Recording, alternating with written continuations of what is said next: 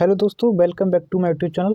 आज की इस वीडियो में आपके लिए कक्षा 12 केमिस्ट्री का एक बहुत ही इंपॉर्टेंट टॉपिक बताने वाले हैं, जो बोर्ड परीक्षा में 4 नंबर में पूछ लिया जाता है। इसके आधारित पर न्यूमेरिकल भी पूछे जाते हैं। न्यूमेरिकल कैसे किए जाते हैं, ये आज की वीडियो में हम आपके लिए बताने वाले हैं कि न्यूमेरिकल में क्या-क्या दिया होता है और कैसे पहचान सकते हैं और कौन से न्यूमेरिकल में कौन सी समीकरण लगाई जाएगी। तो हमारी पहला क्वेश्चन क्या है, नैनसर समीकरण को संक्षिप्त में लिखिए। तो नैनसर समीकरण जो है 4 नंबर में पूछ ली जाती है और 6 नंबर में पूछ ली जाती है। तो नैनसर समीकरण क्या है, किसी इलेक्ट्रोड क्रिया के लिए नैनसर समीकरण क्या है, किसी इलेक्ट्रोड क्रिया के लिए क्या होती है, एम यानी एस यानी सॉलिड, एम मेटल मतलब मेटल, मेटल मतलब पदार्थ, यानी कोई भी पदार्थ होगा जो सॉलिड की अवस्था में होगा। ये जो तीर के निशान दोनों तरफ लगाए हैं, ये उत्क्रमण अभिक्रिया को प्रदर्शित करते हैं। एम एम यानी मेटल के प्लस में क्या है, ये संयोजकता है, ये संयोजकता प्लस में होगी। एक्वा यानी पानी में, यानी किसी सेल में इलेक्ट्रॉन की संख्या n, यानी इलेक्ट्रॉन की संख्या n। ये हमारी नैनसर समीकरण किसके लिए, इलेक्ट्रोड क्रिया के लिए नैनसर समीकरण निम्नलिखित है। निम्नलिखित कैसी समीकरण है, जो नैनसर समीकरण है वो निम्नलिखित है। तो यहाँ ई है, यहाँ ई क्या है वो भी हम आपके लिए बताएंगे।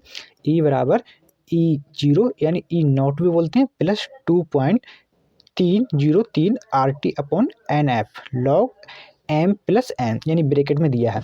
तो हम ये आपके लिए बताएंगे, ये नैनसर समीकरण है। ये नैनसर समीकरण में E क्या है, E0 क्या है, और ये n क्या है, F क्या है, और R क्या है, T क्या है, ये सभी हम आपके लिए बताने वाले हैं।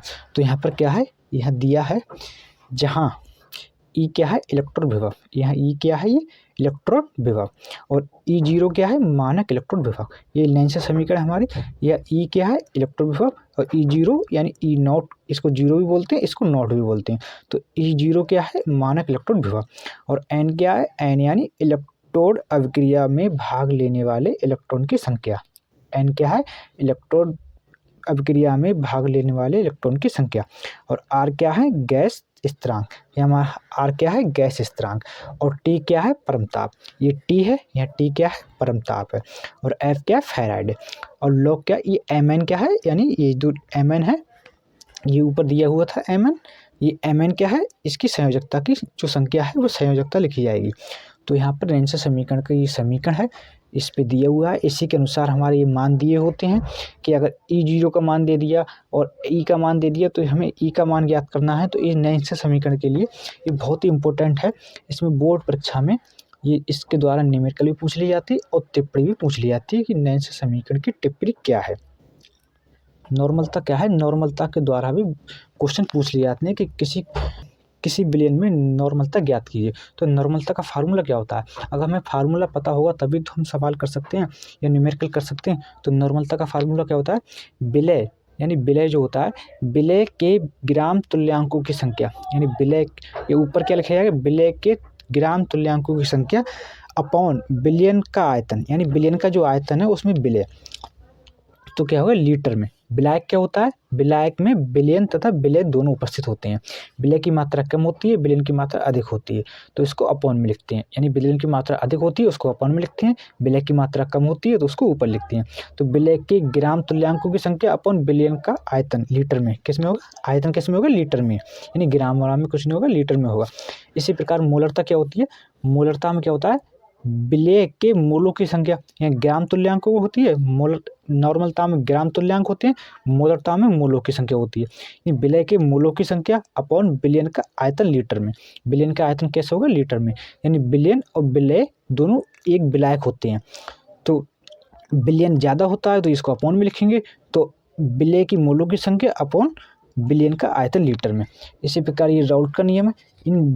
इनको नॉर्मल तथा मोलरता के द्वारा न्यूमेरिकल पूछ लिए जाते हैं बोर्ड परीक्षा में कि मोलरता ज्ञात कीजिए, या विलय की संख्या दे दी होगी तो मोलरता ज्ञात कीजिए, या विलयन का आयतन दे दिया होगा तो मोलरता ज्ञात कीजिए, या मोलरता का मान दे दिया होगा तो विलय की मोलों की संख्या ज्ञात कीजिए।